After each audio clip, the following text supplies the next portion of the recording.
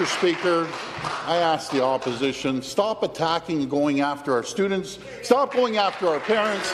They talk about 54,000 workers. We're talking over 1 million parents that would take work off because you want to feather the nest of the heads of the union. That's unacceptable.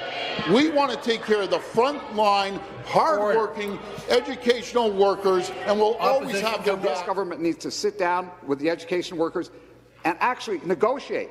Not dictate, actually negotiate and come to a deal that everyone can live with. Using the Notwithstanding Clause to suspend workers' rights is wrong. I really hope that all politicians call out the overuse of the Notwithstanding Clause to suspend people's rights and freedoms. This is not a jab to anyone specific, but my thoughts about the Notwithstanding Clause really upsets me. Doesn't anyone remember the Emergency Act? This Prime Minister is just wrong on so many levels. Please sound off in the comments below. I would like some opinions on this issue. Here's the clip. Madam Speaker, I rise in solidarity with the tens of thousands of Ontarians protesting Doug Ford's blatant attack on their charter rights through the Notwithstanding Clause. Conservatives who are... Remind the member that he does not have the floor, and his response here is inappropriate. So I would just ask members to be respectful of those who have the floor. The honourable member of Kingston and the Islands. Madam Speaker, I rise in solidarity with the tens of thousands of Ontarians protesting Doug Ford's blatant attack on their charter rights through the Notwithstanding Clause. Conservatives who are heckling me should know that 9 premiers have existed in Ontario since the charter was adopted, and the availability of this last resort clause, which effectively strips those rights. Doug Ford is the only premier to have ever used it and has now done so twice. Even more egregious, Madam Speaker, is that this time he is doing so in a preemptive manner, unwilling to even allow the court to weigh in before using it.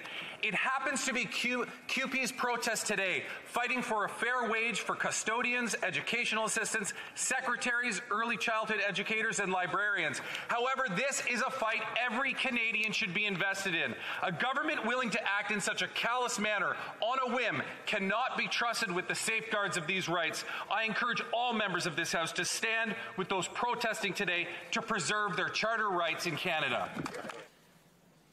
After discussing with Cabinet and caucus, after consultation with premiers from all provinces and territories, after speaking with opposition leaders, the federal government has invoked the Emergencies Act to supplement provincial and territorial capacity to address the blockades and occupations.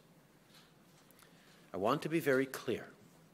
The scope of these measures will be time-limited, geographically targeted, as well as reasonable and proportionate to the threats they are meant to address. The Emergencies Act will be used to strengthen and support law enforcement agencies at all levels across the country. This is about keeping Canadians safe, protecting people's jobs, and restoring confidence in our institutions. These tools include strengthening their ability to impose fines or imprisonment. The government will designate, secure, and protect places and infrastructure that are critical to our economy and people's jobs, including border crossings and airports.